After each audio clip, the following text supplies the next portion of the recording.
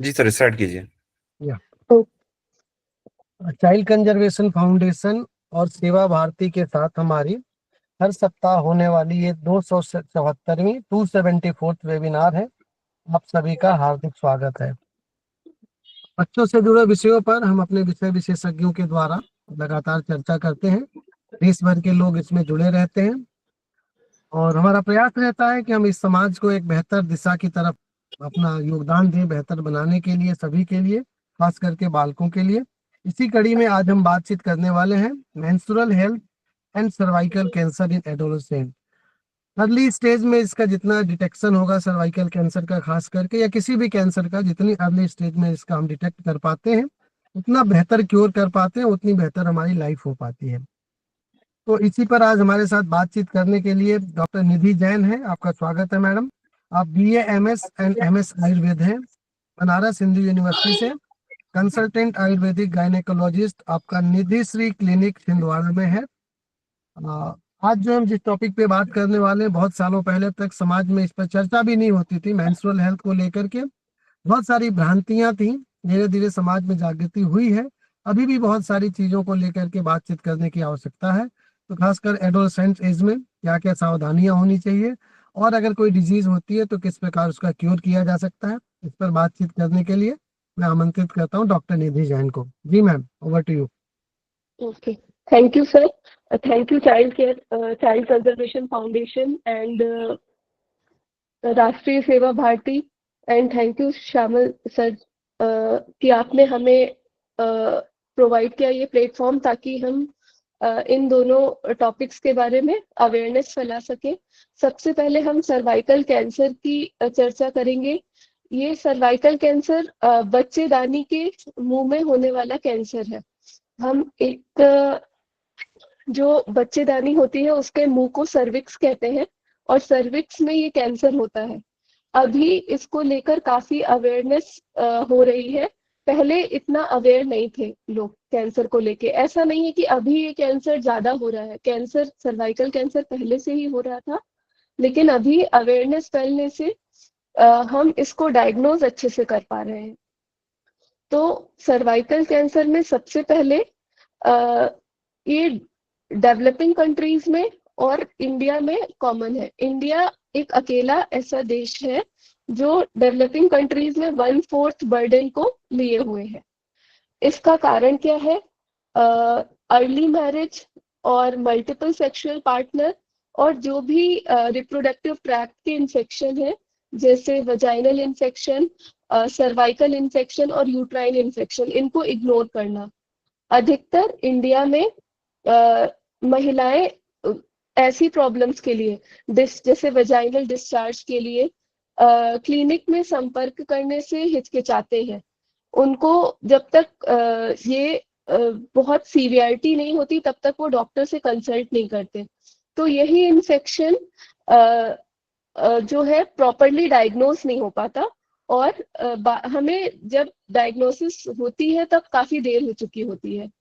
ये जो cervical cancer है वो ह्यूमन पैपिलोमा वायरस के इन्फेक्शन से होता है। एक तरह का वायरस है जिसके कारण और ये वायरस कैंसर को अपेयर कराने में, जब कैंसर फाइनली डायग्नोस हो जाता है, कम से कम 10 से 15 साल तक का टाइम देता है।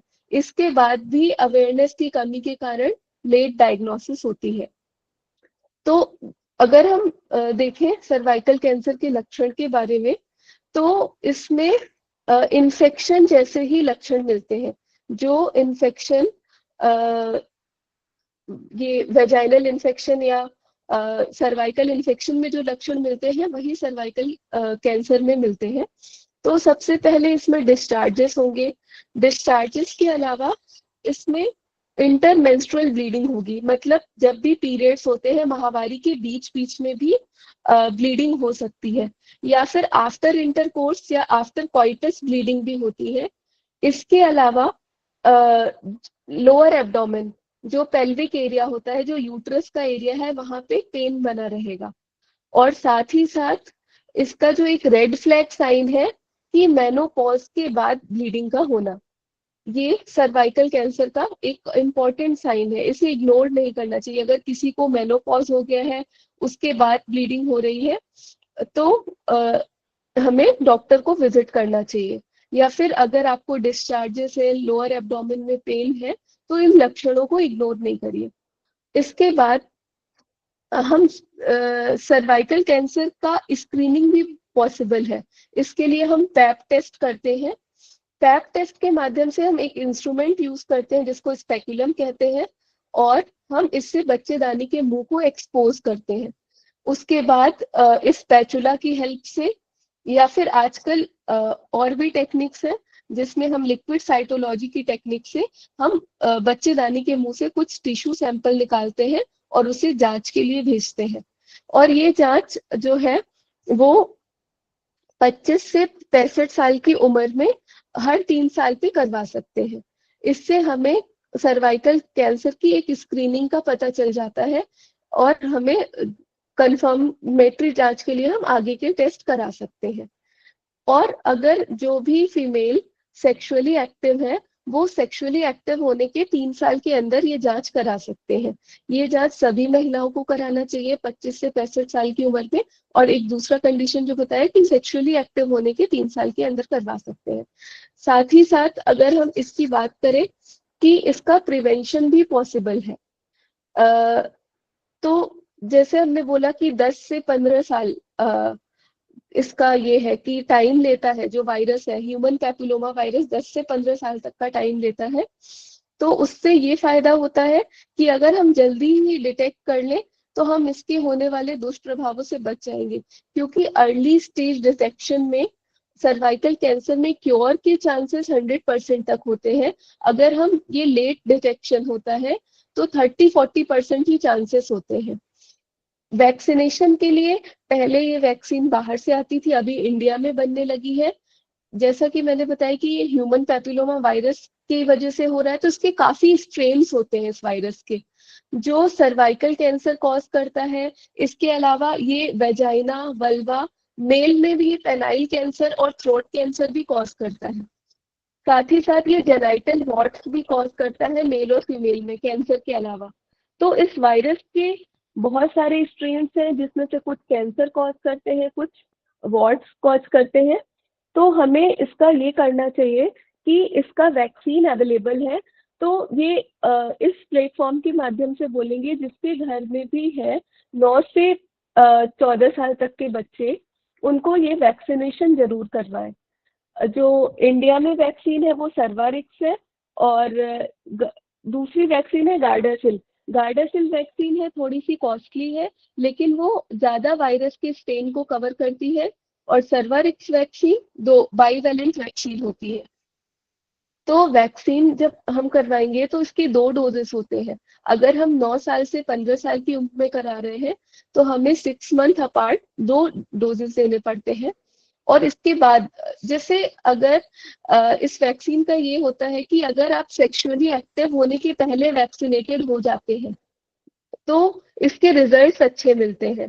लेकिन अगर किसी को वैक्सीन नहीं लग पाई है तो वो 45 साल की उम्र तक वैक्सीन लगवा सकता है, क्योंकि इस वायरस के मैंने बताया कई सारे स्ट्रेन होते हैं। तो अगर किसी का एक स्ट्रेन से एक्सपोजर हुआ है तो वो बाकी के 2 स्ट्रेन से प्रिवेंशन होगा अगर हम वैक्सीनेटेड होते हैं तो इसलिए वैक्सीनेशन जरूर कराना चाहिए, क्योंकि ये प्रिवेंशन ही रिस्क से हमें बचाएगा। और दूसरा कि इस वैक्सीन को प्रेगनेंसी में नहीं लगवाना चाहिए, एचआईवी पॉजिटिव को नहीं लगवाना चाहिए, और भी टीबी और जो भी इम्यूनो कॉम्प्रोमाइज पेशेंट है उनको नहीं लगाना चाहिए। वैक्सीन के एज सच कोई स्पेशल साइड इफेक्ट नहीं है।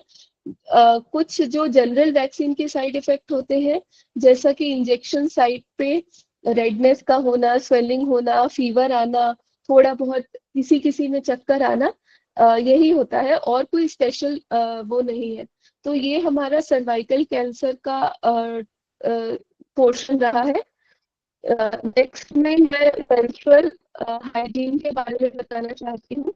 मेंस्ट्रुअल हाइजीन जो है ये एक ऐसा टॉपिक है जो इंडिया में अभी भी महिलाएं डिस्कस करने से पीछे हटती हैं। लोग इसके बारे में अवेयर नहीं है अभी भी। कुछ अगर रिलीजियस कॉज बोल दें, कल्चरल या सोशल रेस्ट्रिक्शन की वजह से अभी भी इसका प्रॉपर जो हाइजीन मैनेजमेंट है वो नहीं हो पा रहा है। और अगर देखा जाए तो गर्ल्स अभी भी अपने फर्स्ट मेंसेस को लेके अवेयर नहीं है। हो सकता है कि पेरेंट्स हिचकिचाते हो डिस्कशन करने में। अगर पेरेंट्स प्रॉपर अपने बच्चे से मेंसेस को लेके सही टाइम पे डिस्कस करते हैं तो हमें जो जो मेंस्ट्रुअल हेल्थ और मेंस्ट्रुअल हाइजीन के मैनेजमेंट में प्रॉब्लम आ रही है उससे हम छुटकारा पा सकते हैं। रूरल एरिया में अभी भी गर्ल्स जो है वो अपने फर्स्ट मेंसेस को लेके प्रिपेयर नहीं है, जिससे उनको घर में, स्कूल में या वर्क प्लेस पे कठिनाई का सामना करना पड़ रहा है। और उनको जो भी हाइजीन मेंटेन न होने के कारण रिप्रोडक्टिव ट्रैक्ट में इंफेक्शन होते हैं वो भी उनको फेस करना पड़ता है। साथ ही साथ अभी भी भले ही बहुत सारे ऑर्गेनाइजेशन और गवर्नमेंट जो है सैनिटरी पैड को लेके बहुत अच्छे से उपलब्धता करा रही है, फिर भी कुछ एरिया अभी भी रह गए हैं जहाँ पे लोग सैनिटरी पैड के कॉस्ट को अफोर्ड नहीं कर पा रहे हैं, या फिर उनको जो भी सैनिटरी पैड या सैनिटरी प्रोडक्ट्स है उसको लेकर अवेयरनेस की कमी होने के कारण उनको मुश्किलें हो रही है। साथ ही साथ उनको प्रॉपर सैनिटेशन का पता नहीं है कि इसको डिस्पोज कैसे करना है। अगर जो मेंस्ट्रुअल साइकिल को लेके मिथ है, देखिए जो रिलीजियस मिथ है उसको हम मिथ नहीं कह सकते। अगर जैसे बोला जाता है कि जो मेंस्ट्रुएटिंग वुमेन है वो इम्प्योर है, वो सिक है, या फिर वो श्रापित है, ऐसा तक भी बोलते हैं। तो हमें इसी को लेके अवेयरनेस कराना है। आपको उन्हें रिलीजियस प्लेस में एंटर नहीं करने देना है तो ठीक है, उनसे खाना नहीं बनवाना है वो भी ठीक है, लेकिन आपको इतना होना चाहिए कि वो इम्प्योर नहीं है। क्योंकि अगर आप ही उनको इस दृष्टि से देखेंगे तो फिर कैसे होगा, साइंस कहाँ जाएगा। क्योंकि ये एक ऐसा फेनोमेना है जो कि हार्मोन के इफेक्ट से होता है। अगर ये नहीं होगा तो प्रोजेनी कैसे आगे बढ़ेगी, बॉडी में एग कैसे बनेंगे। क्योंकि जो ग्लैंड होती है, पिट्यूटरी ग्लैंड ब्रेन में होती है, वो हॉर्मोन्स रिलीज करती है और वही हार्मोन बच्चेदानी पे और अंडाशय पे काम करते हैं, जिसके कारण ये एक साइक्लिकल फेनोमेना होता है और पीरियड्स हर महीने आते हैं। ये जो बच्चेदानी की इनर लाइनिंग होती है एंडोमेट्रियम, वही इस में शेड होती है, जिसे इसमें प्योर ब्लड नहीं होता, इसमें ब्लड के साथ साथ कुछ एंडोमेट्रियल टिश्यू होते हैं जो बच्चेदानी की इनर लाइनिंग के होते हैं। ये सब हार्मोन के प्रभाव से होता है, हार्मोन के प्रभाव से साइक्लिकल चेंजेस होते हैं। तो इसमें इम्प्योरिटी कैसी। और यही अगर लाइनिंग आफ्टर फर्टिलाइजेशन अगर लेडी कंसीव करती है तो वो बेबी को नरिश करने में हेल्प करती है। तो उस चीज को हम सेलिब्रेट करते हैं प्रेगनेंसी को, लेकिन हम मेंस्ट्रुएशन को समाज में अच्छी नजरों से नहीं देखते। मेंस्ट्रुएटिंग वुमेन के साथ भेदभाव करते हैं, वो उनको पब्लिक प्लेस में एंट्री नहीं करने देते, या फिर कभी कभी ऐसा होता है कि स्कूल या कॉलेजेस में भी कहीं कहीं डिस्क्रिमिनेशन हो रहा है। तो ये सब चीजें नहीं होने देना है।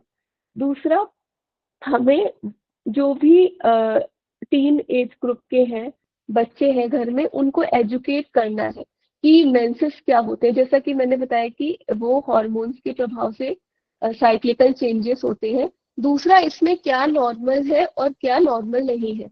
नॉर्मल जो मेंसेस होता है वो 28 डेज के इंटरवल पे होता है, और जो ब्लीडिंग होती है वो 3 to 7 डेज होती है। ये 28 डेज में वेरिएशन पॉसिबल है, जैसे कि 21 से 35 डेज तक का वेरिएशन हो सकता है। और जो ब्लीडिंग का अमाउंट है वो 20 से 80 ml तक वेरी कर सकता है।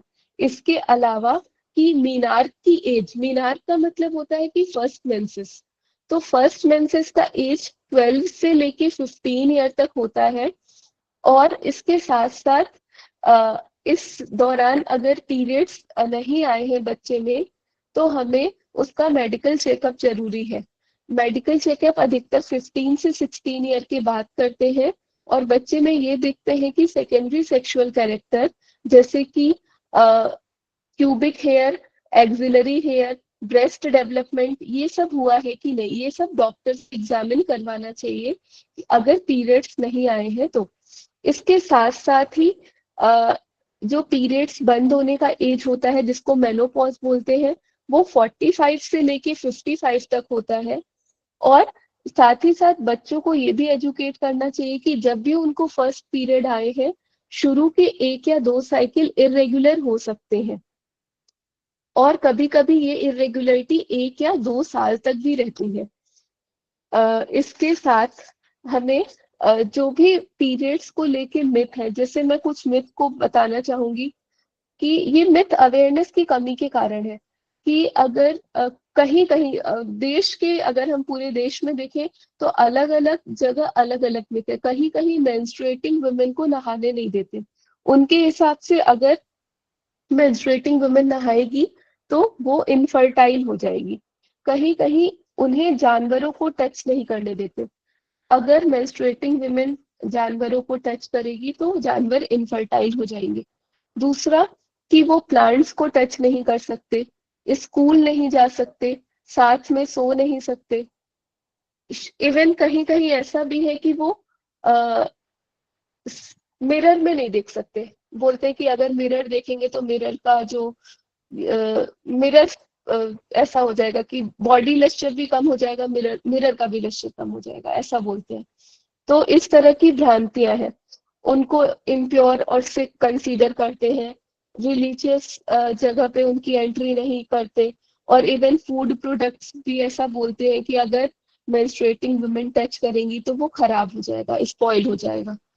और इसके साथ तो इन मिथ्स को दूर करना है हमें, और जो मेंसेस को लेके साइंटिफिक चीजें हैं उसे अवेयर कराना है। इसके साथ में बच्चों को ऐसा भी अवेयर कराना है मेंसेस के कॉमन सिम्टम्स के बारे में। सिम्टम्स जो है मेंसेस में वेरी करते हैं सारी लड़कियों में। जैसे ब्लीडिंग होगी 3 to 7 डेज, इसके साथ किसी में ब्लीडिंग 5 डेज भी होती है, तो वो रेंज उनको पता होना चाहिए। उसके अलावा लोअर एब्डोमेन में पेन होगा, बैक एक होगा, इनर थाइज में पेन होगा। ये सब चीजें बच्चों को अगर हम पहले से एजुकेट करके रखेंगे तो फर्स्ट मेंसेस के टाइम और आगे बच्चे घबराएंगे नहीं, स्कूल या फिर अपना डेली रूटीन अटेंड करने से डरेंगे नहीं अगर उनको एजुकेशन होगा। किसी किसी में डायरिया भी होता है, कॉन्स्टिपेशन होता है बच्चों में, मेंस्ट्रुएटिंग वुमेन में पीरियड्स के समय लोअर एब्डोमेन में पेन होता है, इनर थाई में पेन होता है, कभी कभी ओरल थ्रश, मुंह में छाले भी निकल आते हैं, ब्रेस्ट में टेंडरनेस होता है, हैवीनेस होता है, चेहरे पे मुहासे आ सकते हैं, किसी किसी को ज्यादा पेन होता है। तो पेन का भी ऐसा है कि अगर कुछ कभी कभी उसके पीछे पैथोलॉजी भी हो सकती है, कभी कभी ये फिजियोलॉजिकल पेन होता है जो कि हॉट वाटर बैग से सिकाई करने पर या फिर कोई भी पेन किलर लेने पर ठीक हो जाता है। कभी कभी किसी पैथोलॉजी के कारण होता है तो उसके लिए हमें डॉक्टर की सलाह लेनी चाहिए। और मेंसेस आए उसके लिए प्रिपेयर भी रहना चाहिए, एक उसके लिए प्रॉपर कैलेंडर मेंटेन करना चाहिए। बच्चों को ये एडवाइस करना चाहिए क्योंकि शुरू में उनके पीरियड्स जो साइकिल है ना इरेगुलर होते हैं, कभी 1 महीने पे साइकिल आता है, कभी 6 महीने पे, कभी 8 महीने पे। शुरू में ऐसा कुछ बच्चों के साथ होता है कि उनके साइकिल्स रेगुलर नहीं आते, तो उनको ऐसा करना चाहिए कि हमें उन्हें प्रॉपरली एजुकेट करना चाहिए कि आपका नेक्स्ट साइकिल कब आएगा, आप एक कैलेंडर मेंटेन करो जिससे जब भी उनका नेक्स्ट साइकिल का एक्सपेक्टेड हो तब वो अपने साथ सैनिटरी नैपकिन्स कैरी कर सके या पैंटी लाइनर कैरी कर सके और वो अवेयर रहे। साथ ही साथ उनको एक ये भी ट्रेनिंग देना चाहिए कि जो डिस्चार्जेस होते हैं वो पीरियड्स के जस्ट पहले थोड़े ठीक हो जाते हैं, मतलब हमें सर्वाइकल म्यूकस जो डिस्चार्जेस होते हैं उसका एनालिसिस करना चाहिए, उससे भी एक आइडिया लग जाता है। या फिर थोड़ा पहले लोअर एब्डोमेन में पेन स्टार्ट होता है तो उससे बच्चे हैं जिनको मेंसेस स्टार्ट होने वाले हैं वो प्रिपेयर रहेंगे, उनके लिए कुछ नया नहीं रहेगा। और मेंस्ट्रुअल हाइजीन को या फिर मेंस्ट्रुअल साइकिल को कैसे हमें रेगुलर रखना है, उसके लिए भी ऐसा है कि जो भी हॉर्मोन्स होते हैं वो ब्रेन से रिलीज होते हैं या ओवरी से रिलीज होते हैं और यूट्रस पे वर्क करते हैं। तो जितना लाइफ स्टाइल अच्छा होगा उतना ही मेंस्ट्रुअल साइकिल हेल्दी होगा। मतलब आप समय पे जगना, समय पे सोना, उससे क्या होता है, एक रिदम मेंटेन रहता है और हॉर्मोन्स का रिलीज सिक्रीशन अच्छे से होता है और साइकिल भी रेगुलर रहती है। आजकल क्लिनिक में, ओपीडी में इतने मेंस्ट्रुअल इरेगुलरिटी और पीसीओडी के बच्चे आते हैं जिससे ऐसा लगता है कि उनका कहीं ना कहीं लाइफ स्टाइल इरेगुलर है, डाइट अच्छा नहीं है, एक बैलेंस डाइट उनको नहीं मिल रहा है जिसके कारण हार्मोन इरेगुलर हो रहे हैं, उनका वेट गेन ज्यादा हो रहा है। क्योंकि एक हेल्दी मेंस्ट्रुअल साइकिल के लिए एक ऑप्टिमल वेट होना चाहिए। वेट बहुत ज्यादा होगा या फिर बहुत कम होगा, दोनों ही कंडीशन में साइकिल इरेगुलर रहेगी। बहुत लीन थिन बच्चों का भी साइकिल इरेगुलर होता है और ओबेस बच्चे होते हैं उनमें भी साइकिल इरेगुलर होता है। तो हेल्दी मेंस्ट्रुअल साइकिल को मेंटेन करने के लिए वेट का भी ठीक होना और लाइफ स्टाइल रेगुलर होना और डाइट अच्छा होना जरूरी है। इसके साथ अगर हम ये विचार करें कि हमें मेंस्ट्रुअल फ्लो को डील करने के लिए बच्चों को सैनिटरी पैड्स का पूरा नॉलेज होना चाहिए और भी जो मार्केट में मेंस्ट्रुअल कप है उनको कैसे यूज करना है और टैम्पून्स है उनको कैसे यूज करना है। सैनिटरी पैड डिस्पोजल होते हैं, उनको वन टाइम यूज करना है। कुछ रीयूजेबल सैनिटरी पैड होते हैं, तो अगर उनको आप प्रॉपरली बच्चे क्लीन नहीं कर रहे हैं तो उससे इन्फेक्शन का रिस्क रहता है कि उसे प्रॉपरली क्लीन करना चाहिए। जैसे कि उसको कोई भी एंटीसेप्टिक सॉल्यूशन में वॉश करना, फिर उनको प्रॉपर सनलाइट मिले। अगर वो इस तरह से सैनिटरी पैड का रीयूज नहीं कर पा रहे हैं तो हम रीयूजेबल सैनिटरी पैड का सलाह नहीं देंगे, हम डिस्पोजेबल सैनिटरी पैड का ही सलाह देंगे। इसके अलावा मार्केट में टैम्पून्स अवेलेबल है। टैम्पून एक स्ट्रक्चर होता है जिसे हम पीरियड्स के दौरान यूज कर सकते हैं। ये बच्चों की एज ग्रुप के हिसाब से, और जैसे महिलाओं में अगर यूज करना चाहते हैं तो वो मैरिड है अनमैरिड है उसके हिसाब से अलग अलग साइजेस में अवेलेबल है। उनकी एब्जॉर्प्शन कैपेसिटी के हिसाब से भी वो अवेलेबल है, उनको यूज कर सकते हैं। जब भी सोक्ड हो जाए उनको चेंज करना है। ऐसे मेंस्ट्रुअल कप हैं वो सिलिकॉन के बने आ रहे हैं, उनको भी 8 to 12 आवर्स में चेंज करना चाहिए और उसका प्रॉपर क्लीन करके फिर नेक्स्ट के लिए वो करना चाहिए। इसके अलावा अगर सैनिटरी पैड को हम 4 to 6 आवर्स में नहीं चेंज कर रहे हैं तो वो जो एरिया है मॉइस्ट रहेगा, वहां का पीएच मेंटेन नहीं हो पाएगा, तो तरह तरह के बैक्टीरियल इन्फेक्शन, फंगल इन्फेक्शन होने का चांस बहुत बढ़ जाते हैं। क्योंकि जो भी नेचुरल ब्लड होता है वो अल्कलाइन नेचर का होता है और वजाइना का पीएच एसिडिक होता है। हमें उस पीएच को मेंटेन करने के लिए फ्रीक्वेंटली पैड चेंज करने चाहिए। अगर पैड चेंज नहीं करते हैं फ्रीक्वेंटली बच्चे या महिलाएं तो डिस्टर्ब पीएच की वजह से बैक्टीरिया और फंगस का ग्रोथ बहुत हो जाता है और साथ ही साथ ये इन्फेक्शन हो जाते हैं, यूरिनरी ट्रैक्ट इन्फेक्शन हो जाते हैं, रैशेस हो जाते हैं। तो 4 to 6 आवर्स में तो चेंज करना है और जिसका ब्लीडिंग का फ्लो ज्यादा है तो उनको सोक होने पे और भी जल्दी चेंज करना है। दूसरा कि हम हाइजीन को कैसे मेंटेन करें, तो डेली बात करना चाहिए, जेनाइटल एरिया को वॉश करना चाहिए। जेनाइटल एरिया को वॉश करने के लिए जरूरी नहीं है कि जो मार्केट में वेजाइनल वॉश अवेलेबल है उससे ही वॉश करें, टैप वाटर सफिशिएंट होता है, कोई स्पेशल केमिकल करने का यूज करने का जरूरत नहीं होता। और उसके बाद जो प्राइवेट एरिया है उसको ड्राई रखना चाहिए। साथ ही साथ जो कॉटन के अंडर गारमेंट्स यूज करने चाहिए उनको प्रॉपर धूप मिलना चाहिए और अगर वो स्टेन हो गए हैं तो उनको भी चेंज करना चाहिए। साथ ही साथ सैनिटेशन का मेथड प्रॉपर होना चाहिए। दूसरा, अगर हम नहीं चेंज करते तो हमें तरह तरह के इन्फेक्शन हो सकते हैं। अभी भी हम स्कूल और कॉलेजेस का कहीं कहीं या फिर वर्क प्लेस पे महिलाओं के लिए वहाँ पे वॉशरूम में डस्टबिन अवेलेबल नहीं होते। या फिर जो डोर का लॉक सिस्टम अच्छा नहीं होता, जिसके कारण बच्चे अभी भी वहां को पब्लिक टॉयलेट को यूज करने से पीछे हटते हैं। और हमेशा उनको ऐसा होता है कि मेंसेस के टाइम पे या फिर स्कूल गोइंग बच्चे हैं, तो वो स्कूल जाने के टाइम अगर उनको पीरियड्स आते हैं तो इन सब असुविधाओं के कारण वो स्कूल को मिस करते हैं। तो ऐसा नहीं होना चाहिए, इन सब चीजों पे भी ध्यान देना चाहिए। इसके अलावा उनको प्राइवेट एरिया की क्लीनिंग का एक मेथड पता होना चाहिए कि जो भी क्लीनिंग है वो हमेशा टूअर्ड्स वजाइनल एरिया करे। ऐसा ना करे कि वो पहले एनल एरिया को क्लीन करे, उससे क्या होता है एनल एरिया के इन्फेक्शन वजाइनल एरिया में आने के चांसेस होते हैं।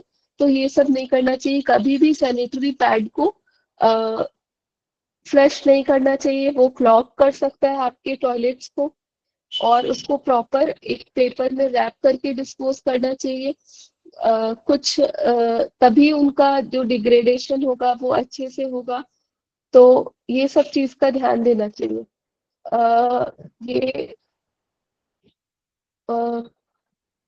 Hello.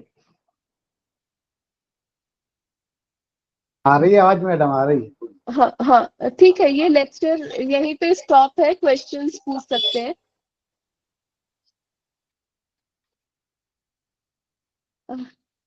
Hello.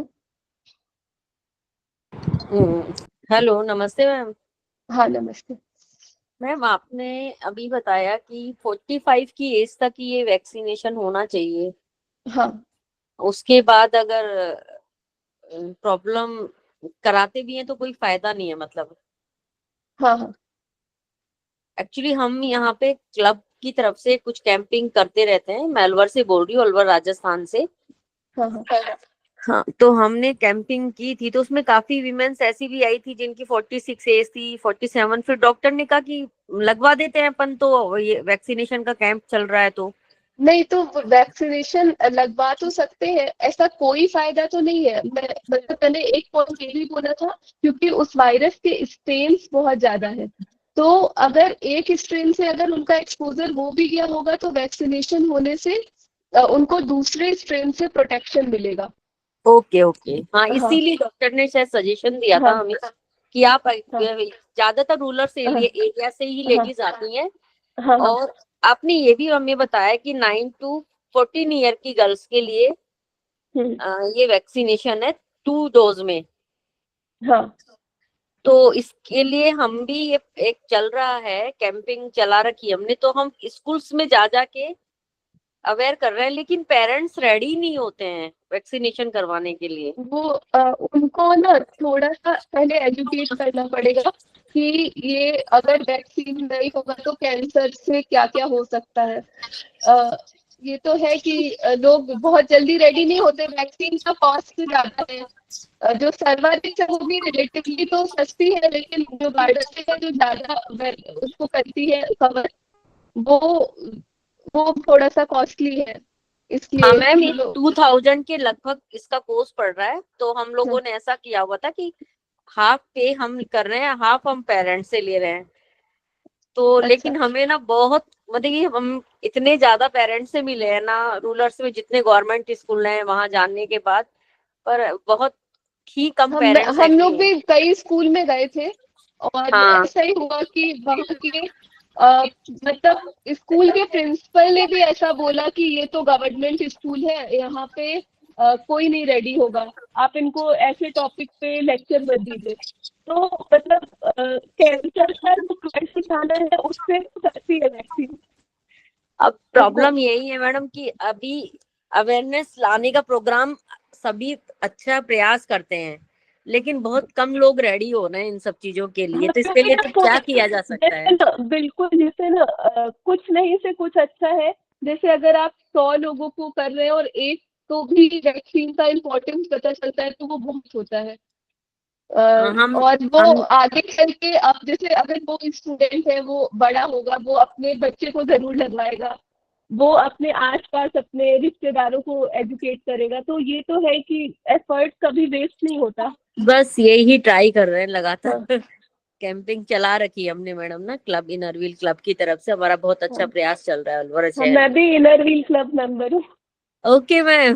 Okay okay, inner wheel club of Bhopal से, छिंदवाड़ा। छिंदवाड़ा से, ओके ओके। ठीक है, मैं यहाँ अलवर शहर, राजस्थान, डिस्ट्रिक्ट 305 आता है हाँ, इस आपका। बार इनर व्हील में इसी को दिया गया है, हाँ, सर्वाइकल इसी का कैंसर को। एक सर्वाइकल कैंसर का एक स्पेशल दिया गया है। इसी के लिए कर रहे हैं जी। तो आपका निधि जी है, आप डॉक्टर निधि है ना? यस। ओके ओके, ठीक है। इस बार मैं भोपाल, छिंदवाड़ा थोड़ा दूर पड़ जाता है एमपी में, भोपाल तो हम आए थे कॉन्फ्रेंस वगैरह में। अच्छा।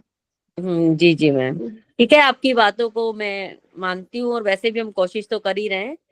और बाकी तो आपके जो भी आपने बताया वो सारा राइट था, कि रोलर्स में जाके गर्ल्स को समझाना, हाइजीन के लिए बताना। मैं खुद भी हर दिन, कल भी एक स्कूल में गई थी, वहाँ हेल्थ एंड हाइजीन पे ही बात की थी। और मतलब कि इतनी ज्यादा प्रॉब्लम है कि अभी भी वो लोग गंदा कपड़ा यूज करते हैं, मतलब अगर उसी इंसान। को हाँ प्रॉपर क्लीन करें तो कोई दिक्कत नहीं हाँ, है, वो लेकिन कोई वही। दिक्कत नहीं है, पर हाँ। वो भी प्रॉब्लम है। और आपने जो नहाने वाली बात बताई ना, वो अलवर शहर के गांव में सेम चीज चलती है, पंजाबी समाज इवन में वहाँ लोग नहाते नहीं है। ऐसा भी है ना कि जैसे अपना सोसाइटी इतना कहो कि डेवलप कंट्री की ओर जा रहा है, इंडिया डेवलपिंग से, अभी भी टीवी में जब सैनिटरी पैड का एड दिखाते हैं तो वो मेंस्ट्रुअल ब्लड की जगह इंक दिखाते हैं। बिल्कुल बिल्कुल, राइट राइट, ये तो वो होता है। इतना मतलब इतना इस चीज को दबा के रखना चाहते हैं कि मतलब हाँ एजुकेशन ना हो। बिल्कुल, पर अभी तो फिर भी थोड़ा बहुत ओपन हुआ है कि हम तो क्वाइट कॉलेज में, क्वाइट स्कूल में जाके भी हम ये सारा करते हैं कि लड़के लड़कियां साथ हो, तब हम हाँ। बोलते हैं। हाँ, क्योंकि वो लड़कों को भी उतना ही एजुकेट होना जरूरी है। और होना हाँ, एक जरूरी चीज मैं होता है। मिस कर गई कि जो सर्वाइकल कैंसर का वैक्सीन है, जो मैंने बताया कि बच्चों को 9 to 14 ईयर में लगवाना चाहिए, तो वो जी लड़कों को भी लगाना चाहिए।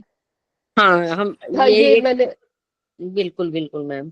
क्योंकि तो उनमें भी पेनाइल कैंसर और थ्रोट कैंसर और वॉर्ट्स होने का रहता है, तो जी, लड़कों को भी वैक्सीन लगवा सकते हैं। और अगर हम 14 ईयर के बाद लगवा रहे हैं तो उसका 3 डोज लगवाना चाहिए। ओके ओके, 14 ईयर के बाद 3 डोज, हम्म, ठीक है। ऐसे हमने तो ही। हमारे घर में जितनी गर्ल्स थी उनको लगवाया है।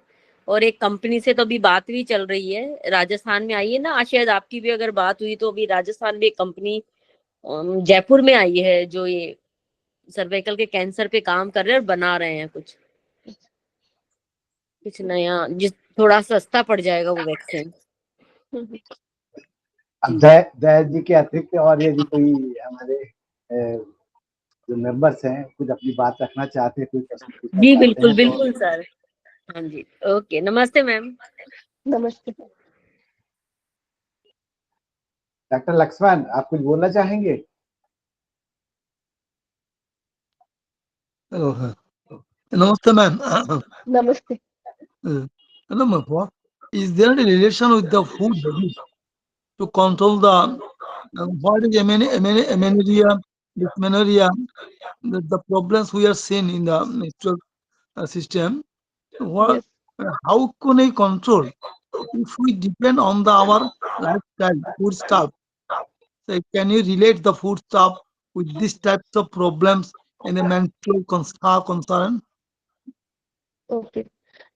जैसे कि फूड में देखिए कि आजकल जो जंक फूड ज्यादा लोग ले रहे हैं, तो एक प्रॉपर मेंस्ट्रुअल साइकिल को मेंटेन करने के लिए एक फैट बॉडी में एक डिसाइडेड एडिपोज टिश्यू का होना जरूरी है। अगर ये एडिपोज टिश्यू बहुत ज्यादा होता है या कम होता है, तो उससे हमारी साइकिल अफेक्टेड होती है, हार्मोन इम्बैलेंस होता है।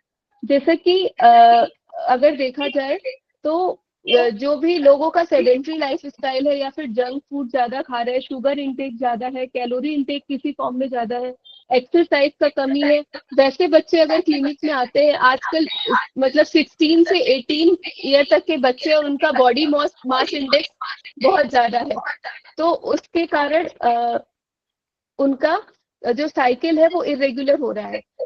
जो फॉलिकुलर स्टिमुलेटिंग हार्मोन है, ल्यूटिनाइजिंग हार्मोन है, उनमें इम्बैलेंस डेवलप हो रहा है और उसके कारण मेंसेस प्रॉपर नहीं आ रहे। बच्चों का वजन 80 केजी से लेके 120 140 केजी तक के बच्चे आते हैं, तो उनका मतलब और बहुत लीन थिन बच्चे आते हैं, अगर काफी उनका माल नरिश्ड है तो उनमें भी साइकिल अफेक्टेड हो रही है। इसलिए प्रॉपर बैलेंस डाइट का होना बहुत जरूरी है।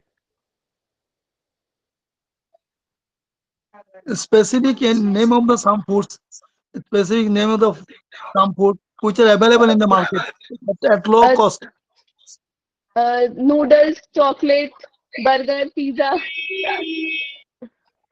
ऐसे जंक फूड, या फिर शुगर इनटेक ज्यादा करना। Madam, I am telling, so what are the natural food by which